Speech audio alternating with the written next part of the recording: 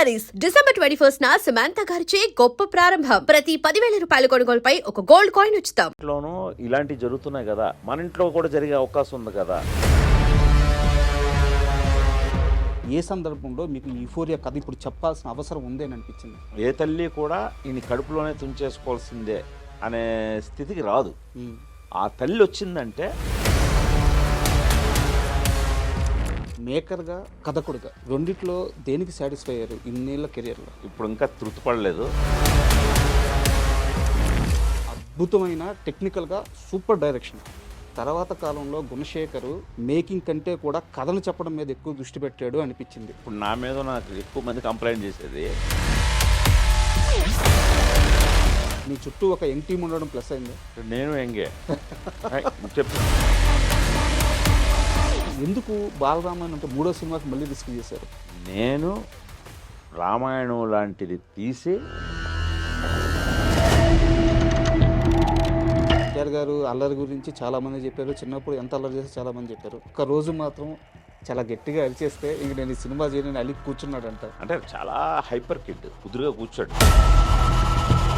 ఆ రోజు పట్టు వాయించాడు. మదర్ అలా గమ్మునే ఉంది తప్పితే.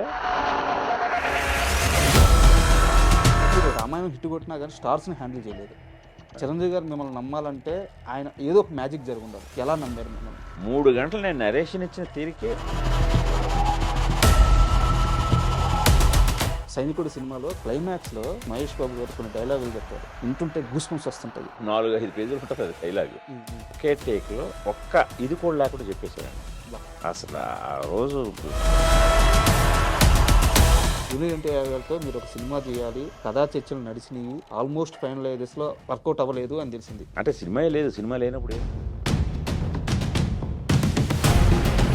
రుద్రమదేవి కథ మీరు భుజాలకు ఎత్తుకున్నప్పుడు గుణశేఖర్ అయిపోయాడు.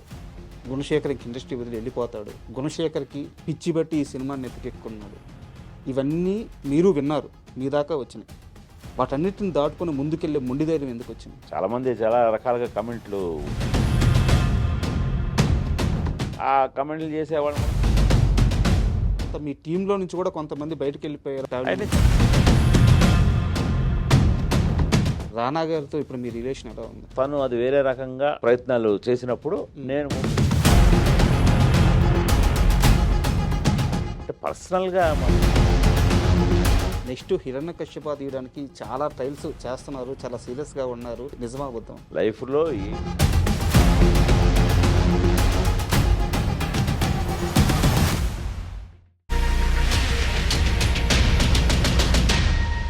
Hi, welcome to my show. Gunasekhar ఈ పేరుకి ముందు వెనకాల పరిచయ వ్యాఖ్యలు అస్సలు అవసరం లేదు. తెలుగు సినీ పరిశ్రమలో ఆయన వేసుకున్న ముద్ర అటువంటిది. ఎప్పుడు సమాజానికి అవసరమైన కథలు మాత్రం చెప్తూ వచ్చిన ఆయన ఇప్పుడు యుఫోరియా అని ఇప్పుడున్న సందర్భంలో ఇప్పుడున్న సమాజానికి అత్యంత అవసరమైన కథని మళ్ళీ సినిమాగా చెప్తున్నారు. తన కెరీర్ మొత్తం సమాజానికి అవసరమైన కథలు చెప్తూ అదే సమయంలో సాహసాలు చేస్తూ తనదైన ముద్ర వేసుకున్న గుణశేఖర్ గారు ఇప్పుడు మనతో ఉన్నారు. ఆయన అడిగి యుఫోరియా సినిమా విశేషాలు, అలాగే ఆయన సినిమాకు సంబంధించిన ఇతర విశేషాలన్నీ తెలుసుకుందాము. హై సార్, నమస్తే. నమస్కారం సార్. సార్, అంటే వయసులో చాలా చిన్నవాడిని. ఇది అందరూ చెప్పే మాట మళ్ళీ చెప్తున్నాను, మీ సినిమాలు చూస్తూనే పెరిగాను. ఇది మీకు రిపీటెడ్గా అనిపించదు. ఇలా మీ ముందు కూర్చొని ఒక ఇంటర్వ్యూ చేయడం అదృష్టంగా భావిస్తున్నాను. మీరు నా సంస్థ ఇది నాకు ఇచ్చిన అవకాశంగా భావిస్తున్నాను. నేను ఎక్సైటింగ్ ఫీల్ అవుతున్నాను కొత్తగా మీతో చేయటం. Sir thank you. Sir, euphoria అంటే మీరు టీజర్ అప్పుడే ఒక లైన్ వేశారు, దాని అర్థం చెప్పారన్నమాట, ఎక్స్ట్రీమ్ ఎంజాయ్, ఆనందం అని చెప్పేసి. మీ సినిమా కెరీర్లో మీరు యుఫోరియాకి గురైన సందర్భం ఏంటి? అంత ఆనందాన్ని ఇచ్చిన సినిమా, ఆ సందర్భం ఏది సార్? చూడాలనుంది సినిమా సార్. 100 days ఫంక్షన్ జరిగింది. ఆ ఫంక్షన్ జరుగుతున్నప్పుడు చిరంజీవి గారితో డయాస్ పంచుకొని ఆయనతో కూర్చున్నప్పుడు నేను ఒక్కసారి చాలా యూఫోరిక్ మూమెంట్కి గురయ్యాను. ఎందుకంటే నేను ఎప్పుడూ ఊహించలేదు చిరంజీవి గారితో సినిమా చేస్తాను, అదే బ్లాక్ బస్టర్ 175 days ఆడింది, ఇంత పెద్ద హిట్ అవుతుంది, ఆ సినిమాకి నేనే దర్శకుడిని నాకే అన్బిలీవబుల్గా అనిపించింది. ఆ జనంలో ఆ యూఫోరిక్ ఆ ఫంక్షన్లో మూమెంట్ చూసి నాకు వచ్చింది. ఎందుకంటే నేను అంతకుముందు రామాయణం చేశాను చిన్నపిల్లలతో. సార్ రామాయణం చేసిన ఇమ్మీడియట్గా నేను నా కథ చిరంజీవి గారు విని ఆయన ఇంప్రెస్ అయ్యి నాతో సినిమా చేద్దాం అనడమే ఒక నమ్మలేని నిజం. సార్ సో అది ఈ ఫంక్షన్లో అది నిజమైనట్టుగా ఆ యూఫోరిక్ మూమెంట్ ఫీల్ అయ్యాను నేను. సార్ అండ్ మీరు ఈ సినిమా ఈవెంట్లో మాట్లాడుతూ యూఫోరియా ఈవెంట్లో మాట్లాడుతూ ఇప్పుడు సమాజానికి ఈ కథ అవసరం చెప్పాల్సిన అవసరం ఉంది అనిపించింది, అందుకనే మా ఫ్యామిలీ మొత్తం చాలా ఎమోషనల్గా కనెక్ట్ అయ్యి ఈ కథను చెప్తున్నామని చెప్పారు. ఏ సందర్భంలో అనిపించింది సార్ ఈ కథ ఇప్పుడు చెప్పాలి అని? మీకు ఒక ఇన్సిడెంట్ ఏదో జరుగుంటుంది కదా, ఒక పేపర్లో న్యూస్ చూడడము, మీ చుట్టూ ఉండే సమాజంలో ఒక ఇన్సిడెంట్ చూడడం, ఏ సందర్భంలో మీకు ఈ యూఫోరియా కథ ఇప్పుడు చెప్పాల్సిన అవసరం ఉంది అని అనిపించింది? అంటే ఒక సందర్భంలో కాదండి, మెయిన్ ఏంటంటే ఇది చాలా inspired from true events. Sir పేపర్లో న్యూస్లు చదివి మన చాలా షాక్ అయ్యి నేనే అబ్బా ఏంటి ఇలాగ జరుగుతున్నాయి, ఇంత దారుణంగా జరుగుతున్నాయి, ఇది 1-2 సార్లు కాదు చాలాసార్లు జరుగుతున్నాయి, కానీ ఎవరు దీన్ని చెప్పట్లేదే, ఇది మనం ఖచ్చితంగా ఈ టైంలో ఇది హై టైం చెప్పి తీరాల్సిన అవసరం ఉందే కరెక్ట్ సార్ అని చెప్పి నేను కథ రాయడం మొదలెట్టాను. సార్ అలాగే అవి అలా వరుసన ఇప్పటి వరకు అలా జరుగుతూనే ఉన్నాయి ఆ ఇన్సిడెంట్లు, అలాంటి ఇన్సిడెంట్లే. కరెక్ట్. సో అదే నేను డ్రైవ్ చేసింది సార్. సార్ అండ్ మీరు ట్రైలర్లో ఒక డైలాగ్ పెట్టారు భూమిక గారి క్యారెక్టర్కి, వీని నేను కనకుండా ఉండాల్సింది, కడుపులోనే చంపేసి ఉండాల్సింది అని చెప్పేసి. నేను పర్సనల్గా అది రియల్ లైఫ్లో చూశాను సార్. ఎందుకంటే మా ఊర్లో కావాలి సార్, మాది ఒకప్పుడు చాలా మంచిగా ఉన్న ఊరు, ఇప్పుడు చాలామంది యువత ఈ గంజాయికి వాటికి అలవాటు పడిపోతే ఆ తల్లిదండ్రులు ఈయన ఎందుకు గన్నాను అని బాధపడుతున్న సందర్భాలు, అలాంటి క్షణాలు నా కళ్ళతో చూశాను, నా చెవులతో విన్నాను. మీ ట్రైలర్ వచ్చిన తర్వాత నాకు ఇప్పుడు చుట్టూ ఉన్న సమాజంలో జరిగే ఆ మూమెంట్స్ అన్నీ భలే క్యాప్చర్ చేశారే, భలే పట్టుకున్నారే, ఈ కథ కదా ఇప్పుడు చెప్పాల్సింది అనిపించింది. నిజంగా హ్యాట్స్ ఆఫ్ సార్. బాగా కరెక్ట్గా కనెక్ట్ అయ్యి చెప్పారు. అదే దీంట్లో ఏంటంటే పేరెంటింగ్ అనేది చాలా ముఖ్యమైన పాత్ర వహిస్తుంది మన జీవితాల్లో. సో అందులోనూ నేను నేపథ్యం యూఫోరియాలో అడాలసెన్స్ అంటే 13 to 19 years age group. Sir మీకు తెలుసు చాలా క్లిష్టమైన దశ. అవును. ఆ దశలో మనం ఏమైతే వ్యక్తిగా మనకు ఒక వ్యక్తిత్వం నిర్మింపబడుతుందో రెస్ట్ ఆఫ్ లైఫ్ మనది అదే. అంతే సార్. ఇది చాలా క్రూషియల్ ఏజ్. అవును. ఆ క్రూషియల్ ఏజ్లో చదువు సంస్కారం బట్టే ఇప్పుడు నేను చెప్పిన నడవడిక ఏర్పడేది. సార్ చదువు గురువులు నేర్పితే సంస్కారం ఇంట్లో నేర్పాలి. ఈ రెండిట్లో ఏది తేడా జరిగినా అది కేవలం వ్యక్తిగతంగా ఆ పిల్లల మీద ప్రభావమే చూపించకుండా అది సొసైటీ మీద ఇంపాక్ట్ చేస్తుంది. సార్ చాలా పెద్ద ఇంపాక్ట్. సో ఇలాంటి నేపథ్యంలో ఒక తల్లి అలాగా ఏ తల్లి కూడా ఈయన కడుపులోనే తుంచేసుకోవాల్సిందే అనే స్థితికి రాదు. ఆ తల్లి వచ్చిందంటే అది ఎంతటి ఇదై ఉంటుంది. సార్ సో అలాగే అందులో ఆ తల్లి పాత్ర ఎంత. సో ఇవన్నీ కూడా ఒకదానికొకటి చాలా లేయర్స్ ఉన్నాయి, సంబంధం ఉన్న ఇదనమాట. సో అలాంటి పరిస్థితులు ఇప్పుడు చాలామంది ఎదుర్కొంటున్నారు ఇప్పుడు మీరు చెప్పినట్టుగా. సో అలాగా మీరు కనెక్ట్ అవ్వడం ఐఎమ్ వెరీ హ్యాపీ. సార్ అంటే యాక్చువల్గా చాలామంది ఏమంటారంటే మీ ఒక్కడో సినిమాని అద్భుతమైన ప్రేమ కథ అది ఇది అని చెప్పి అంటారు సార్. బట్ ఓకే ప్రేమ కథ అంటారు, నాకు ఓకే. బట్ నాకు అర్థమైన ఒక్కడు వేరు సార్. నాకు అర్థమైన ఒక్కడు మీ ఫస్ట్ పార్ట్లో ఉంది. గెలుపంటే ఏందని చెప్పారు, ఒక యువకుడు ఎలా ఉండాలి చెప్పారు. ఆ సినిమాలో ఒక యువకుడు క్యారెక్టర్ మొత్తం బాధ్యతల మీదే వెళ్ళద్ది.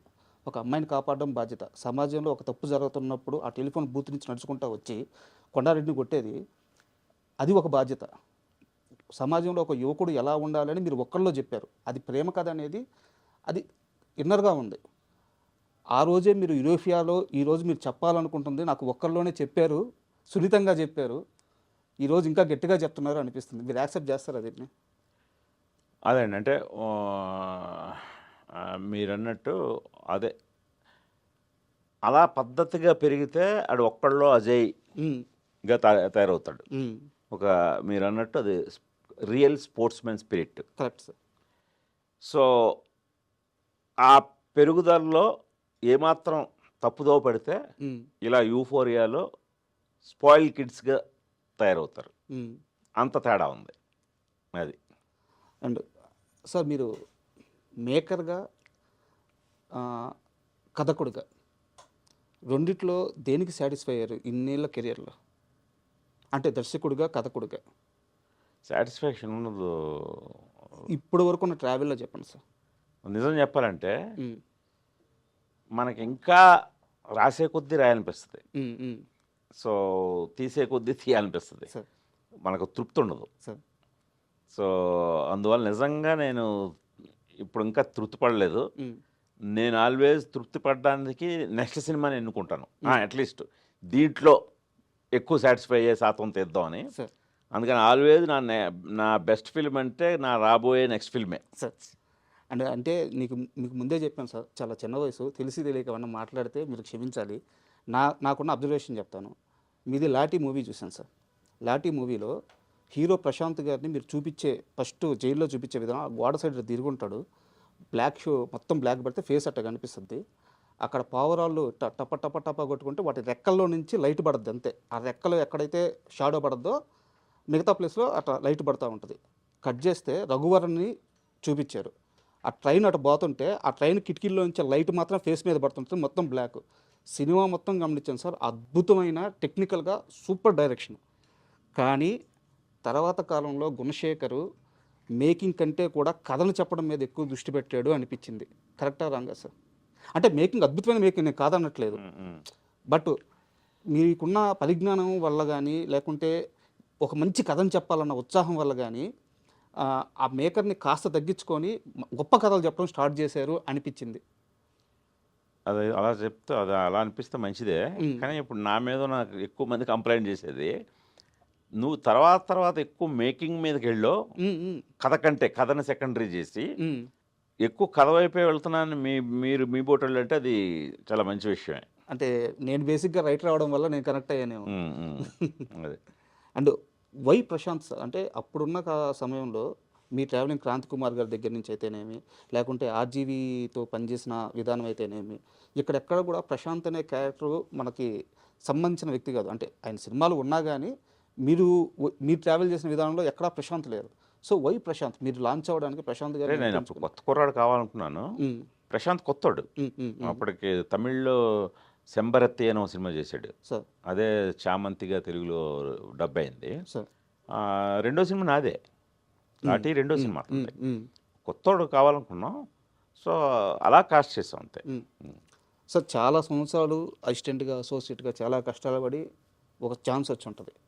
ఎందుకు పోలీస్ కథనే చెప్పాలనుకున్నారు? ఎందుకంటే ఆ పిల్లవాడు గోడెక్కి ఆ పోలీసులను చూస్తుంటే, కిరవాణి గారు అనుకుంటాను, if I'm wrong, correct sir, Keeravani గారు అనుకుంటాను, మ్యూజిక్, ఆయన కొట్టే మ్యూజిక్, ఆ పిల్లోడు చూసే ఆరాధనగా చూసే విధానం, నాకు తెలిసి మీ దృష్టిలో పోలీసులు అంటే విపరీతమైన రెస్పెక్ట్ ఉంది అనిపిస్తుంది.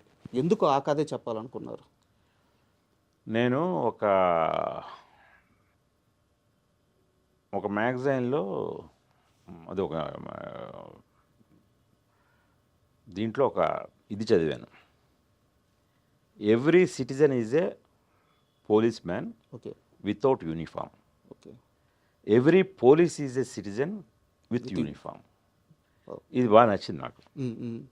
అంటే యూనిఫామ్ లేని ప్రతి పౌరుడు పోలీసే, యూనిఫామ్ ఉన్న ప్రతి పోలీసు ఒక పౌరుడే. అలాంటి ఒక అసోసియేషన్ పోలీస్ అండ్ సిటిజన్ అది. దీని మీద కథ చేస్తే బాగుంటుందని లాఠీ కథ దీని మీద బేస్ చేశానండి. ఓకే, అది అంటే చాలా అంటే ఎక్కువ ప్రేమించారనిపించింది సార్ నాకు నిజంగా.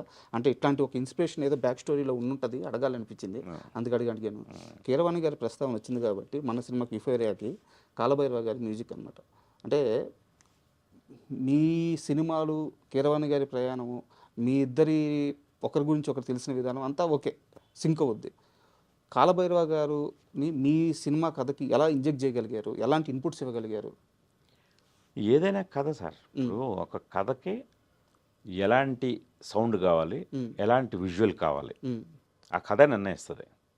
సో ఇప్పుడు యూఫోరియా కథ వెరీ యూత్ఫుల్గా చెప్పాలి, మ్మ్. వెరీ ట్రెండీ మ్యూజిక్తో ఉండాలి. మ్మ్.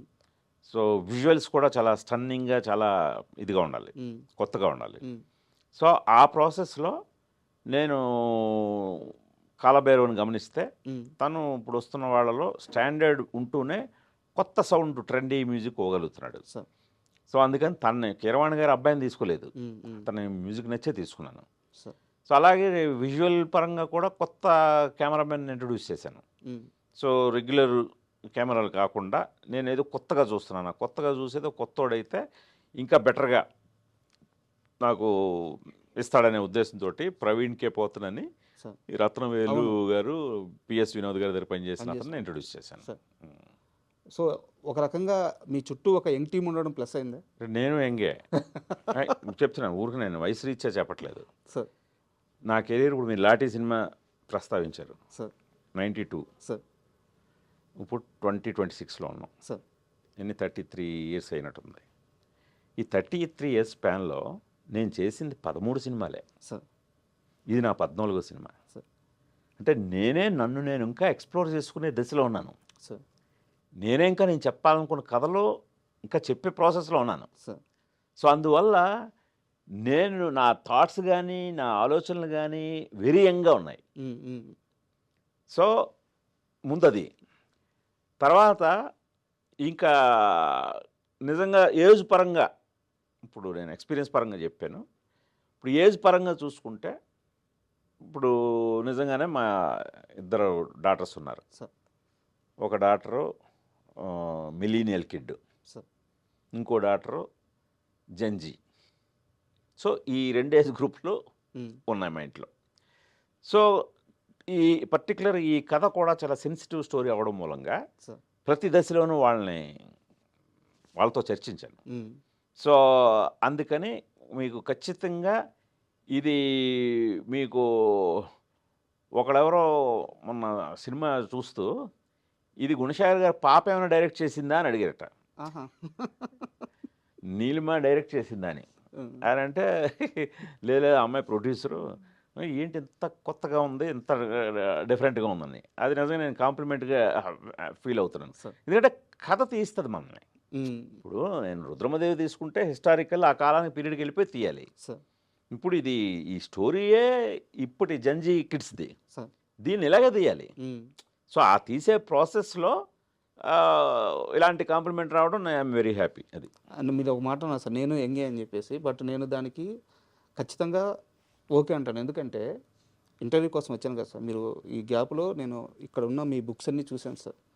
చందమామ కథలు ఉన్నాయి, 1000 పడగలు ఉంది, మార్వెల్ బుక్స్ ఉన్నాయి, ఇక్కడ లేని బుక్ లేదు. ఏం మీరు సార్? ఇక్కడ చూసేది ఆఫీస్లో చూసేది 5%. ఆ, మా ఇంట్లో 95% పెద్ద లైబ్రరీ ఉంటుంది.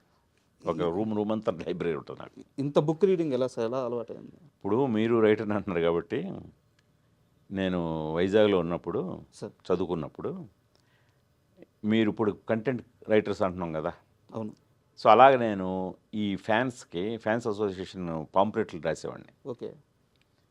రాసి అవి చాలా మంచి పేరు వచ్చేది. ప్రతి హీరో ఫ్యాన్స్ అసోసియేషన్ వాళ్ళు నా దగ్గరకు వచ్చి మ్మ్.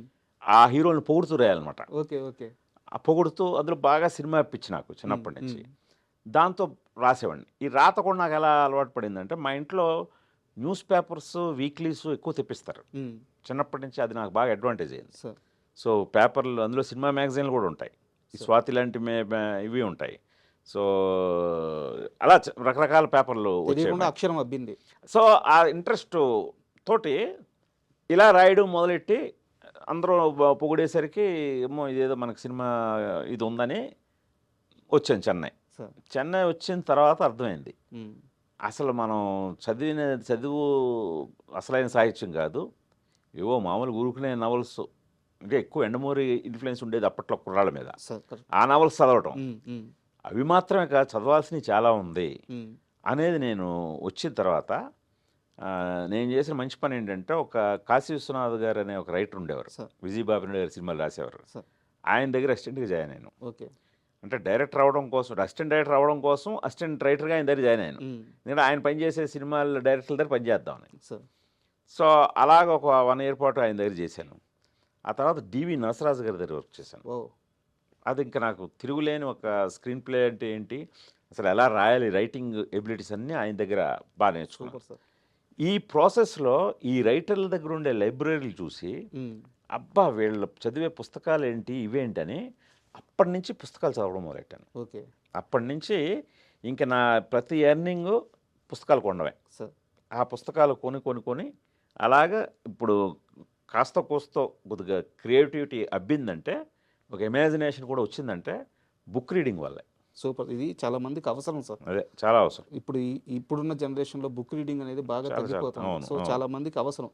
బుక్ రీడింగ్ కరెక్ట్గా ఉంటే లైఫ్లో ఎక్కడొక్కడ ఉపయోగపడుతుందని తెలుసుకోవడం అవసరం. అవును అవును. అండ్ అంటే నేను ఇందాక ఇంట్రడక్షన్లోనే చెప్పాను సార్, ఒక కథకుడు తనకు అవసరమైన కథ చెప్పుకోవడం వేరు, సమాజానికి అవసరమైన కథ చెప్పడం వేరు. మీ సినిమాల్లో మీరు చెప్పిన ప్రతి కథ రియల్ లైఫ్లో ఏదో ఒక టైంలో జరుగుతూ దాన్ని ప్రతిబింబిస్తూనే ఉంది. ఇప్పుడు ఉదాహరణకి నేను రీసెంట్గా జరిగిన ఒక ఇన్సిడెంట్ చెప్తాను, మీకు దాని మీద మాట్లాడాలనిపిస్తే మాట్లాడండి, లేదా స్కిప్ చేసేసేయండి.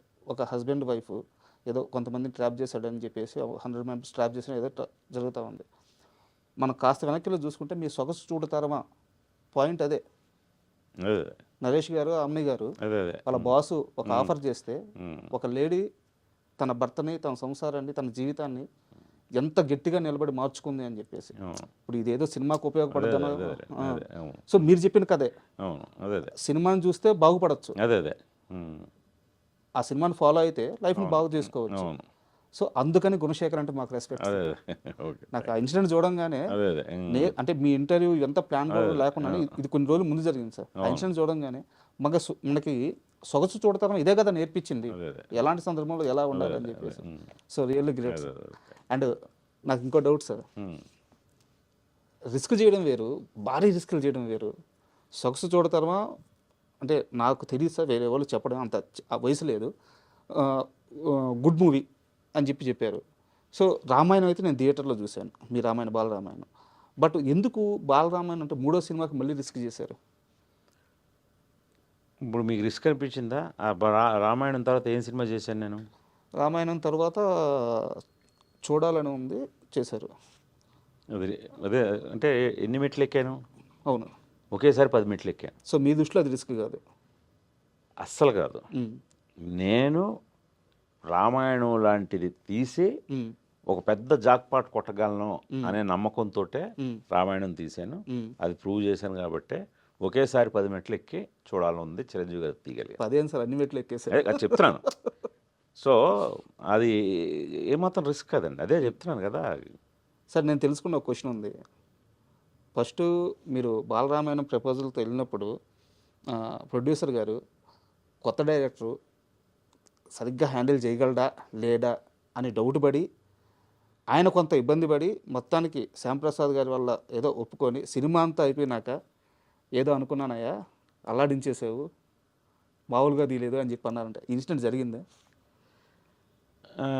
ఇది ఇలాగేం జరగలేదండి. ఆయనకి ఏంటంటే ఇప్పుడు సొగసు చూడతారమా అనే సినిమా తీశాను నేను, అది నా 2వ సినిమా. 3వది రామాయణం అనగానే పురాణాన్ని హ్యాండిల్ చేయగలడా, కుర్రాడు చాలా యంగ్ కదా నేను. సో ఇంత యంగెస్ట్, ఎందుకంటే వాళ్ళందరూ కేవీ రెడ్డి వాళ్ళతో సినిమాలు తీసిన ప్రొడ్యూసరు ఎంఎస్ రెడ్డి గారు, కమలాకర్ కామేశ్వరరావు గారు. అలాంటిది నేను కుర్రాడు రామాయణం తీసేస్తాను పురాణం అనేసరికి షాక్ అయ్యాను. ముందు ఐడియా నచ్చింది, ఇద్దరు చిన్నపిల్లలతో తీయాలని ఐడియా నచ్చిందయ్యా, కానీ రామాయణం అసలు నువ్వు హ్యాండిల్ చేయగలవా, నువ్వు తీయగలవా అన్న. నేను తీయగలను సార్, తీస్తాను కాబట్టి ఐడియా వచ్చింది నాకు అని అంటే, సరే అయితే నా ఫ్రెండ్స్ కొంతమంది ఉన్నారు, వాళ్ళందరినీ పిలుస్తాను, నువ్వు అసలు రామాయణం కథ చెప్పు, మాకు నువ్వేం తీయాలనుకుంటున్నావో చెప్పు అన్నారు.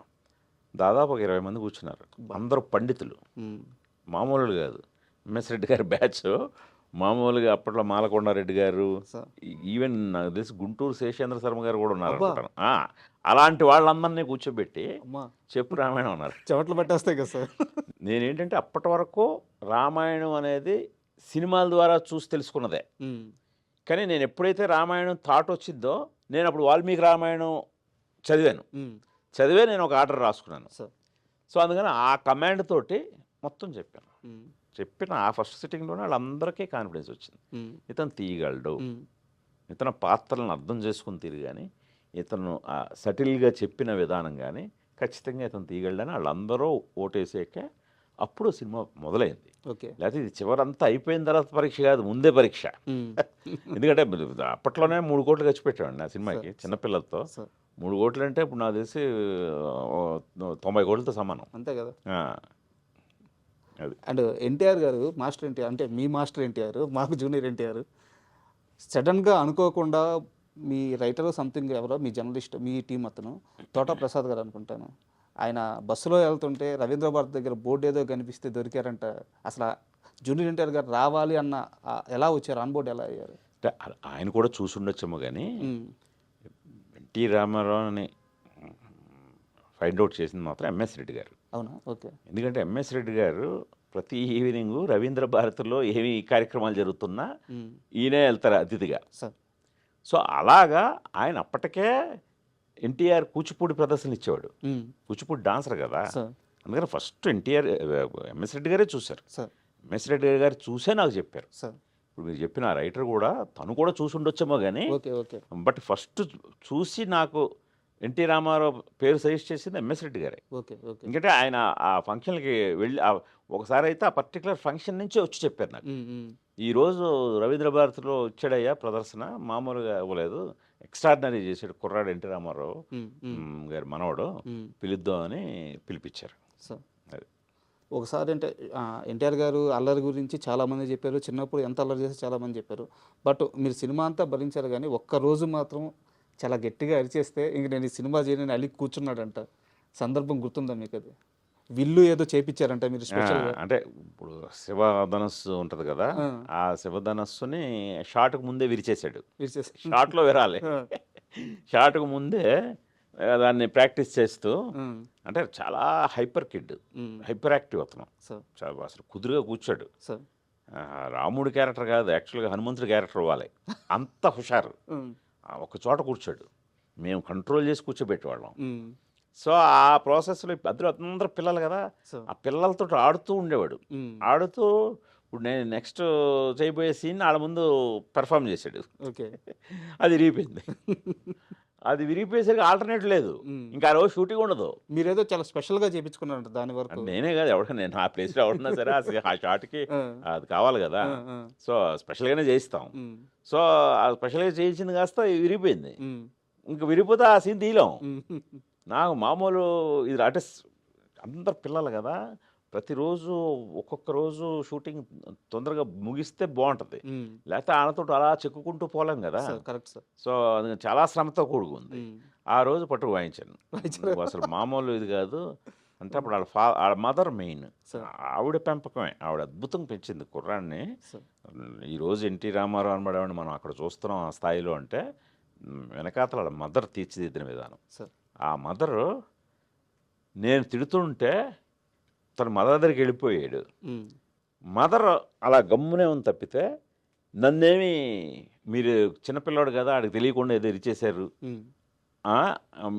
ఎందుకు అంత తిడతారు అనలేదు.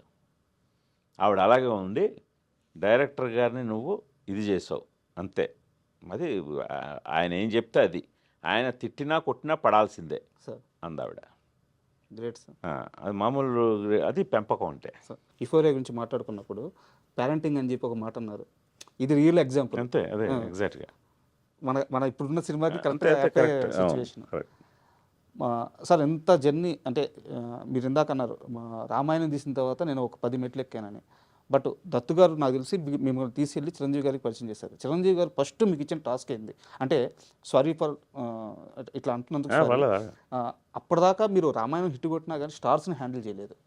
చిరంజీవి గారు మిమ్మల్ని స్టార్స్ని సరిగ్గా మామూలు ఆర్టిస్టులనే పెద్దగా చేయలేదు కదా. చిరంజీవి గారు మిమ్మల్ని నమ్మాలంటే ఆయన ఏదో ఒక మ్యాజిక్ జరిగి ఉండాలి. ఆయన మీకు ఇచ్చిన ఫస్ట్ టాస్క్ ఏంది, ఎలా నమ్మారు మిమ్మల్ని? కథ చెప్పడమేనండి. టాస్క్లు వేరే ఇవ్వరు మనకి. ఒక డైరెక్టర్కైనా ఒక రైటర్కైనా వేరే టాస్క్ అవసరం లేదు. నువ్వు ఏం తీయబోతున్నావో నువ్వు చెప్పే దాంట్లోనే తెలిసిపోదు నీ సత్తా. నేను కథ 3 గంటలు అనర్గళంగా చెప్పాను. దత్తు గారు, చిరంజీవి గారు, అరవింద్ గారు, వీళ్ళ ముగ్గురు విన్నారు కథ. ఉమ్, ఉమ్. నేను నా లైఫ్లో డైరెక్ట్గా చిరంజీవి గారిని చూడడం అదే మొదటిసారి. సార్ సినిమా ఇండస్ట్రీలో ఉంటున్నా చిరంజీవి గారిని ఎప్పుడు చూడలేదు కూడా నేను. సార్ సో అందువల్ల ముందు వెళ్ళిన వెంటనే కొంచెం ఆ స్టార్ ఆరా ముందు కొంచెం షేక్ అయ్యాను. సార్ అని చెప్పాను, సార్ మీరేమనుకోదు సార్, నేను మిమ్మల్ని ఫస్ట్ టైం చూస్తున్నాను సార్ అని చెప్పి ఆయన ఆశ్చర్యపోయాడు. ఏంటంటే ఎప్పుడు నన్ను షూటింగ్లో కానీ నువ్వు ఇండస్ట్రీలో ఉన్నావు కదా చూడలేదంటే, చూడలేదు సార్ నేను మొదటిసారి చూస్తున్నాను, అందువల్ల కొంచెం టైం తీసుకుంటా సార్ అని కొద్దిగా వాటర్ గీటర్ తాగి ఉమ్, ఉమ్.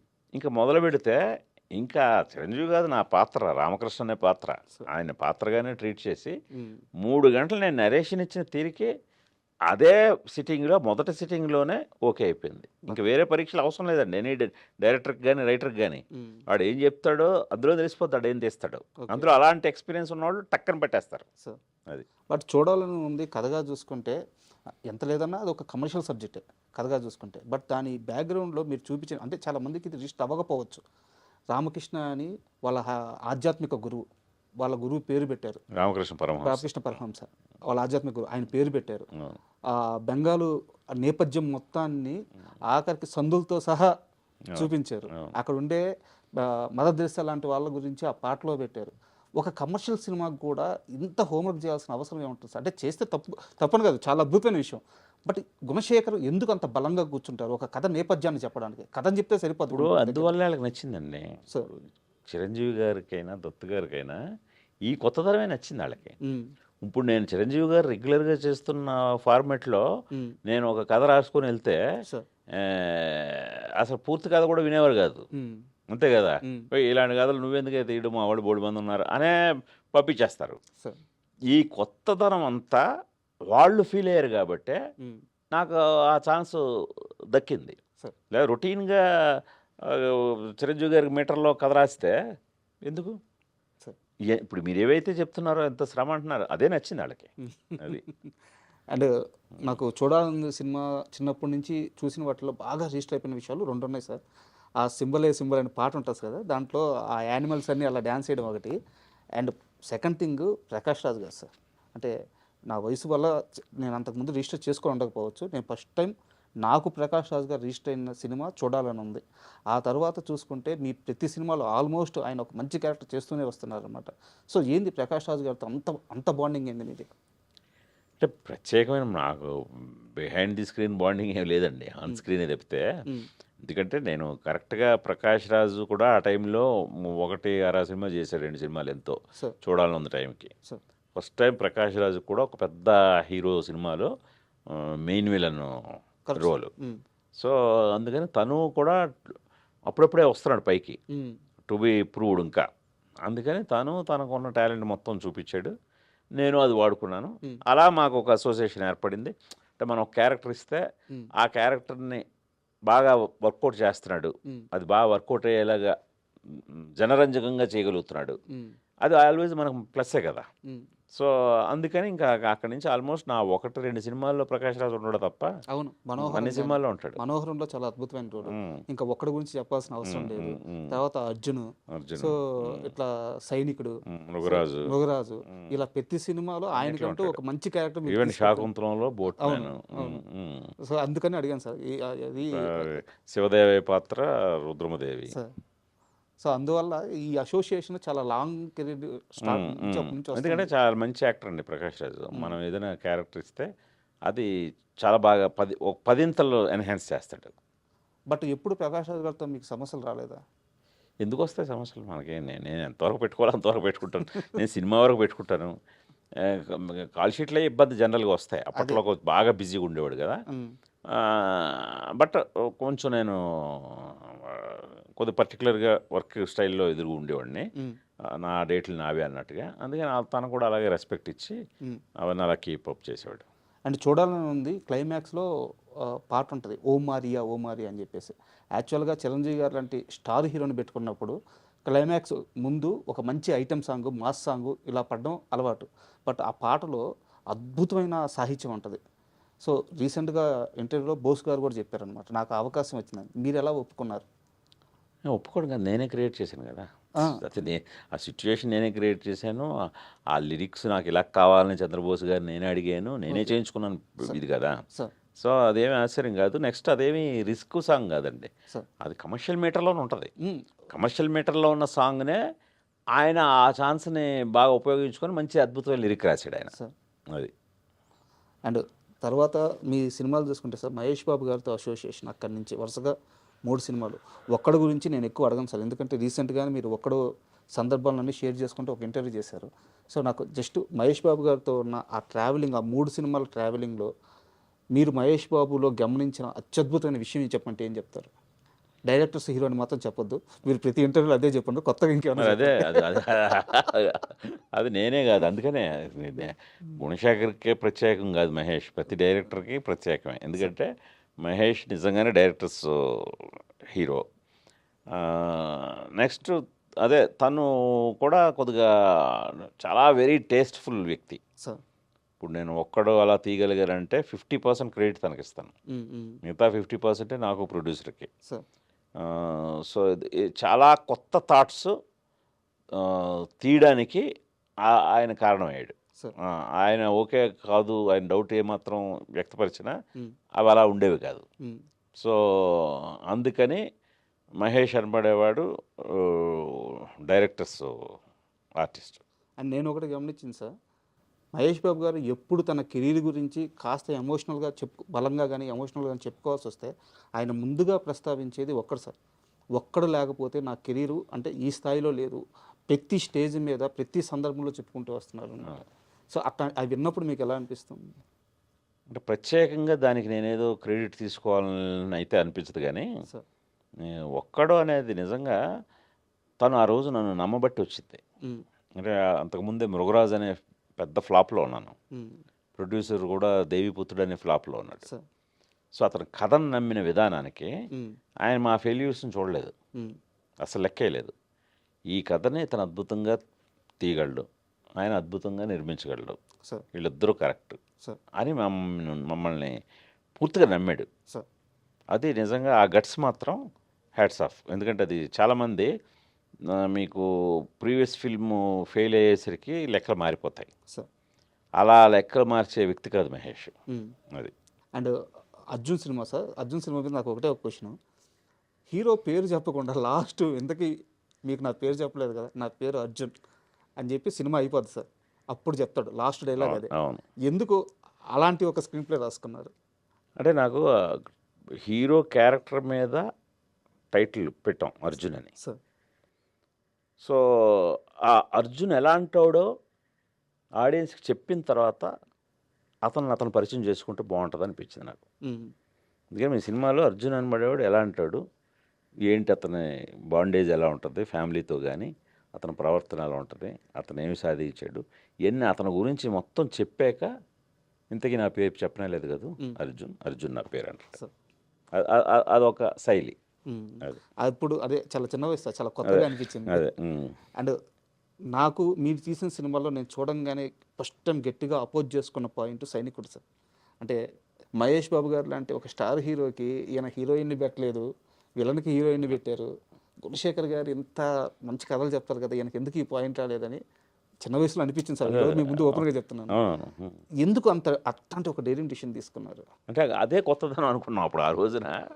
అసలు ఆ అమ్మాయి దృష్టిలో ప్రకాష్ అదే ఇర్ఫాన్ ఖాన్ హీరో, మహేష్ బాబు విలను అమ్మాయి దృష్టిలో. అది కొత్తగా ఫీల్ అయ్యాం ఆ రోజు, కొత్తగా ఫీల్ అయ్యి అది చెప్పడం జరిగింది అంతే. బట్ మహేష్ గారు చెప్పగానే ఒప్పుకున్నారా? చాలా ఎక్సైట్ అయ్యాడు మహేష్. ఎప్పుడు కొత్త ఐడియాలు చెప్పినా చాలా ఎక్సైట్ అవుతాడు. అవి ఒక్కోసారి వర్కౌట్ అవుతావు, ఒక్కోసారి అవ్వ, అంతేగాని బాగా ఎక్సైట్ అయ్యే చేసాం అది. నాకు అంటే ఇది క్వశ్చన్ కాదు సార్, నా ఎక్స్పీరియన్స్. సైనికుడు సినిమాలో క్లైమాక్స్లో అంటే సైనికుడు అనగానే అందరూ ఆ బ్రిడ్జ్ షాటు చాలా అద్భుతమైన షాట్స్ ఉన్నాయి, అన్నీ చెప్తారు. బట్ నాకు ఇష్టమయ్యి సినిమా పరంగా ఇష్టమే సార్. ఇందాక చెప్పిన కమర్షియల్ పాయింట్ పరంగా వ్యతిరేకిస్తాను కానీ, బట్ క్లైమాక్స్లో టీవీలో కనిపిస్తూ మహేష్ బాబు గారు కొన్ని డైలాగులు చెప్తారు. ఇన్నిసార్లు ముఖ్యమంత్రిగా చేసుకున్న సొంత ఇల్లు కట్టుకోలేని వ్యక్తిగా గురజాల నన్ను అందగా కావాలని చెప్పేసి ఒక సీక్వెన్స్ ఉంటుంది సార్. వింటుంటే గూస్ బంప్స్ వస్తుంటాయి. అదంతా పరచూరు గోపాలకృష్ణ గారు సార్. వెంకటేశ్వర గారు గోపాలకృష్ణ గారు రాశారు. సార్ అది మొత్తం స్పీచ్, ఆ సినిమాకి డైలాగ్స్ వాళ్ళే. అంటే సినిమాకి డైలాగ్స్ రాయడం ఒక ఎత్తు, ఆ పర్టికులర్ సీను పరచూరి గోపాలకృష్ణ గారు చాలా అద్భుతంగా రాశారు. ఇవన్నీ కూడా అసలు అలా చెప్తుంటే ఆ రోజు షూటింగ్లోనే మహేష్ కూడా ఆశ్చర్యపోతారు. మన్నాడు షూటింగు జనరల్గా చాలా ఎక్కువ డైలాగులు ఉన్నాయి కదా అని నేను బాబు ఒకసారి డైలాగ్ పేపర్ చూస్తారు, జనరల్గా చూడతాను. సెట్కి వచ్చిన తర్వాత చూసి, ఎందుకంటే ఎప్పుడు ఫుల్ ఆల్రెడీ బాగా డైరెక్టర్లు అతనికి ఎక్కించేసి ఉంటారు క్యారెక్టర్.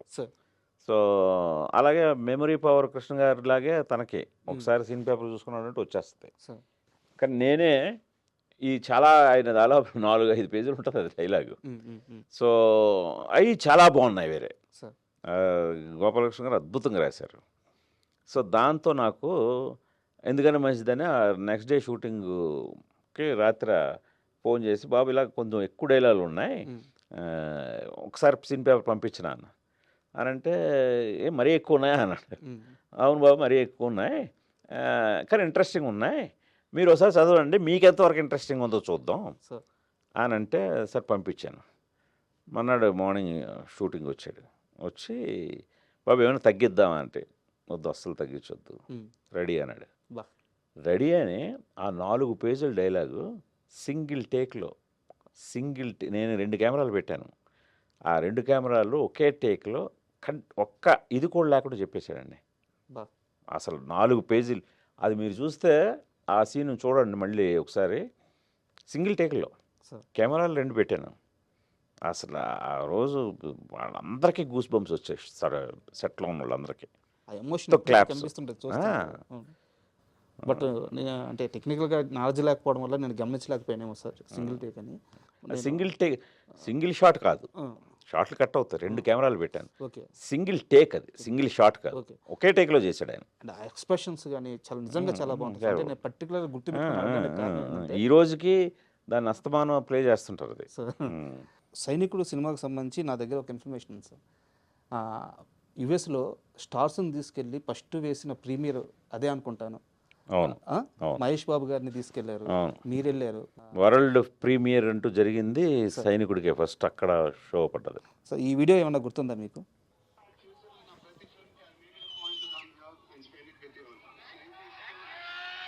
అక్కడ యూఎస్లో ఆ ప్రీమియర్స్. ఇక్కడ వెనకాల ఒక అతను ఉన్నారు కదా సార్, మీ కరెక్ట్గా మీ వెనకాల సన్నగా, ఎవరది? మా చైర్మన్ గారు సార్. అవునా? వాసు గారు. కరెక్ట్, ఎందుకంటే వాళ్ళే అరేంజ్ చేశారు. ఐ డ్రీమ్ వాసు గారే కంప్లీట్. ఆ ఒక్క దాంట్లో మీరు చిన్న దాంట్లో చూడకపోయాడు ఆయన, వాసు గారు కంప్లీట్ మాతో పాటు ఉన్నారు. అంటే యాక్చువల్గా మీతో ఇంటర్వ్యూ అనగానే ఆయన ఒక మాట అన్నారు, సినిమాని ప్రేమిస్తాడు రాజా ఆయన, అట్లాంటి మనిషిని నేను మళ్ళీ చూడలేదు నా లైఫ్లో. పిచ్చి సినిమా అంటే వేరే వ్యాపకం ఉండదు, వేరే వ్యాపారం ఉండదు, వేరే పని చేసుకోవాలని ధ్యాస ఉండదు, పిచ్చి సినిమా అంటే. ఆ రోజు ఈ ఒక్క సిటీనే కాదు చాలా సిటీలు తిరిగారంట. సో ఆయనకి ఏమైనా ఇన్సిడెంట్ గుర్తుంటుందేమో మొత్తం ఆయనే కదా కంప్లీట్ ఈ అరేంజ్మెంట్స్ అన్నీ చేసింది. మహేష్, నన్ను, దత్తు గారు, మేమందరం వెళ్ళిన కూడా ఉన్నారు. ఆయన మొత్తం ఆయనే కీ రోల్. ఆయన ఎలా మర్చిపోతాను ఇప్పుడు, అంటే అంత చిన్న దీంట్లో ఆయన నేను గుర్తుపట్టలేదు ఆ చిన్న వీడియోలో, బట్ మొత్తం ఆయనే లీడ్ చేసి. అండ్ ఇంకో ఇన్సిడెంట్ కూడా షేర్ చేసుకున్నాం సార్. మా దగ్గర టిఎన్ఆర్ గారు అని ఒక యాంకరింగ్ లో ఒక లెజెండరీ స్థాయికి వెళ్ళారు. ఆయనకి చాలా ఎర్లీ స్టేజ్లో ఇంటర్వ్యూలు ఇచ్చిన వారిలో మీరు ఒకరు. సార్ చెప్పారు, గుణశేఖర్ గారికి అప్పుడు నాకున్న పరిచయం మేర ఫోన్ చేశాను, ఒక్క మాట అంటే అప్పుడు టిఎన్ఆర్ గారు ఎవరికి తెలియదు, బట్ మీరు వచ్చి ఆ రోజు. వాసు గారు నాకు బాగా టచ్లో ఉండేవారు. నాకు ఆయన ఐ డ్రీమ్తో ఆయన ఎదుగుదల కూడా చూశాను నేను. ఆయన కూడా ఒక మంచి టేస్ట్ ఉన్న వ్యక్తి. ఆయన చాలా అడ్వాన్స్డ్గా ఆయన ఆలోచనలు ఉంటాయనడానికి ఐ డ్రీమ్ ఎగ్జాంపుల్. ఎందుకంటే ఆ రోజుల్లోనే ఆయన ఈ రోజుల్ని ఊహించగలిగారు. అప్పట్లో ఒక YouTube channel, website, I dream ఇవన్నీ అంటుంటాయి, అందరికీ పెద్ద అర్థమయ్యేది కాదు. బట్ ఆయన నిజమైన విజనరీ. ఈ రోజున మరి ఐ డ్రీమ్ ఆ రోజున ఆయన నెలకొల్పబట్టి ఈ రోజున మరి ఎంతమందికి అది ఉపాధిగా ఉంది, ఎలా షైనింగ్లో రైజింగ్లో మామూలు లేదు కదా. సార్ మీకు ఐ డ్రీమ్ అనగానే ఒక అద్భుతమైన ఒక బ్రాండ్ అయిపోయింది, ఒక మంచి ఇంప్రెషన్ కూడా ఉంది. ఊరికనే ఏదో ఒక ఇది చెప్తారు అనేది కాకుండా దాని వెనకాతల ఆయన కృషిని నేను స్వయంగా చూసినోడిని. Thank you. మీరంటే ఇప్పుడు ఈ మధ్య జాయిన్ అయి ఉంటారు. అంతే సార్. నేను ఆయన ఎదుగుదలని చూస్తూ చాలా ఇన్స్పైర్ అవుతుంటాను కూడా. ఆయన ఎదుగుదలను చూసి నాకు కూడా చాలా ఇష్టం థ్యాంక్ యూ సార్. అది. Thank you. అండ్ సార్ ఇది నిజంగా నేను విన్నది నిజమో కాదో తెలియదు, దాన్ని బట్టి మీరే కన్ఫర్మేషన్ ఇవ్వాలి. ఒక్కడు తర్వాతో అర్జున్ తర్వాతో తెలియదు కానీ జూనియర్ ఎన్టీఆర్ గారితో మీరు ఒక సినిమా చేయాలి, కథా చర్చలు నడిచినాయి, ఆల్మోస్ట్ ఫైనలైజెస్లో వర్కౌట్ అవ్వలేదు అని తెలిసింది. ఏ సినిమా సార్ అది, ఎందుకు అయిపోయింది? అంటే సినిమా లేదు, సినిమా లేనప్పుడు ఏ సినిమాని ఎలా అంటాం, అది అయితే నిజం. ఒకటి చేయాలని అనుకున్నాం. జైబేరి కిషోర్ గారు ప్రొడ్యూసరు, సార్ సైనికుడు ముందు అనుకుంటాను. సో అది ఆల్మోస్ట్ ఒక 6 months ట్రావెల్ అయ్యాం, బట్ వర్కౌట్ అవ్వలేదు. అంటే కథ కూడా అంతగా వర్కౌట్ అవ్వలేదు, ఇద్దరికి సాటిస్ఫై అనిపించలేదు కథ. సో తర్వాత మళ్ళీ ఎప్పుడైనా చేద్దాంలే అని చెప్పి బ్రేక్ ఇచ్చాం అంతే. తర్వాత ఎప్పుడు ట్రై చేయలేదు సార్? ఇంకా తర్వాత నేను కూడా అంటే ఎప్పుడైనా కూడా మనకి కథ వాళ్ళ కోసం తయారు చేయకూడదు. కథగా పుట్టి ఆ కథకు వాళ్ళు సరిపోతారంటేనే అవి మెటీరియలైజ్ కూడా అవుతాయి. చాలా చాలా కరెక్ట్. అందుకని అలాగా తర్వాత నాకేం తగలలేదు. అది అండ్ యాక్చువల్గా మళ్ళీ తోటప్రసాద్ గారే నాకు ఇది చెప్పింది. ఒక్కడు తరువాత మీరు ఏదో ఒక కారు కొన్నారట. మీరు ఆ కారు ఎక్కించుకొని మీరు మీ టీంలో ఒకరిద్దరు తోటప్రసాద్ గారు అందరూ వరంగల్ వెళ్ళిపోయి ఒక్కడు తర్వాతే రుద్రందేవి తీయాలని మీరు చాలా ప్రయత్నాలు చేశారంట. అంటే ఒక్కడు తర్వాత దీన్ని పట్టాలు ఎక్కించాలి అని చెప్పేసి ఆ టైంలో, బట్ ఇది వర్కౌట్ అవ్వలేదు, తర్వాత కుదిరింది అని చెప్పారు. ఎందుకు ముందు నుంచి రుద్రందేవి కథ చెప్పాలని అంత బలంగా నిర్ణయించుకున్నారు? కథ లాంటిది, అది నిజమే. అది తను చెప్పింది. ఒక్కడికి ఇమీడియట్గా నెక్స్ట్ సినిమా రుద్రమదేవి అనే అనుకొని కంప్లీట్ టీమ్ తోటి వరంగల్ వెళ్ళడం అన్నీ నిజమే. అదే బాగా. కాకపోతే ఏంటంటే హీరోయిన్ ఓరియంటెడ్ కదా, హీరోయిన్ ఓరియంటెడ్ మీద ఎక్కువ డబ్బు ఖర్చు పెట్టడానికి కోసం వెనకాడారు అందరూ. ఒక మనిషి తనకొచ్చిన విజన్ని నమ్మడం వేరు, ఆ మనిషిని నమ్మి వేరే మనిషి ట్రావెల్ అవ్వడం వేరు. ఇప్పుడు ఉదాహరణకి రుద్రందేవి విషయం తీసుకొస్తే మీకున్న విజన్ అది, మీరు నమ్మారు, మీరు కష్టపడ్డారు, ఓకే. బట్ మిమ్మల్ని నమ్మి అనుష్క గారు ఆ రేంజ్ కష్టం. అంటే ఈ మధ్య నేను శివ రిలీజ్ అప్పుడు చంద్ర గారిని, శివ సంబంధించిన బ్యాచ్ మేకప్ మ్యాన్ చంద్ర గారిని అందరిని ఇంటర్వ్యూలు చేశాను అనమాట. వాళ్ళందరూ అనుష్క గారి గురించి చెప్తుంటే వాళ్ళందరూ ఎగ్జాంపుల్ చెప్పేది ఒకటే, గుణశేఖర్ సినిమా చూడ, ఆ సినిమాలో ఆమె అసలు ఎంత కష్టపడింది, అనుష్క గారి గురించి అంతకంటే ఏం చెప్పాలి అని చెప్పి అంటున్నారు. సో అనుష్క గారితో మీ ట్రావెలింగ్ ఆ సినిమా అప్పుడు ఎలా ఉండింది? అదే చాలా ఇప్పుడు అదే మా నీలిమ కూడా అంటుంటుంది అప్పుడప్పుడు ఈ ప్రమోషన్స్ జరుగుతుంటే, సార్ ఆవిడ అలా రూమ్లో కూర్చుని ఉండేది. రోజుకి ఒక 10-15 ఇంటర్వ్యూలు, అసలు మామూలుగా కాదు. ఎక్కడికి వెళ్ళాలన్నా ఎవరిని కాదనేది కాదు. సో చాలా ఓపిక్గా. ఇప్పుడు ఉన్న వాళ్ళకి అసలు ఓపికే లేదు. వాళ్ళు ఒక 2 ఇంటర్వ్యూలకే అలసిపోయి బాబోయ్ ట్రైన్ అయిపోయాం, మళ్ళీ నెక్స్ట్ పెట్టండి అని వెళ్ళిపోతున్నారు. సో ఆవిడని చూసి మొన్నే గుర్తు తెచ్చుకున్నాం, ఏమి విగరస్గా ఆవిడ. మాకు బ్యాటరీ డౌన్ అయిపోయేది కానీ ఆవిడకి అయ్యేది కాదు. సో ప్రమోషన్స్ విషయానికి వస్తే ఇంకా సినిమాలో అయితే చాలా కష్టపడ్డారు ఆవిడ. చాలా హార్స్ రైడింగ్ నేర్చుకున్నారు, కత్తి యుద్ధం. ఆ కత్తి తిప్పి ఆవిడకి ఇక్కడ ప్రాబ్లం కూడా వచ్చేసింది, ఈ ఎముక. అలాగే ఏనుగు మీద కూర్చోవటం మనకు చాలా అందంగా కనబడుతుంది, చాలా చక్కగా రాజసంగా సరదా తీరిపోద్ది, బ్యాక్ బోన్ మొత్తం ఇదైపోద్ది. సో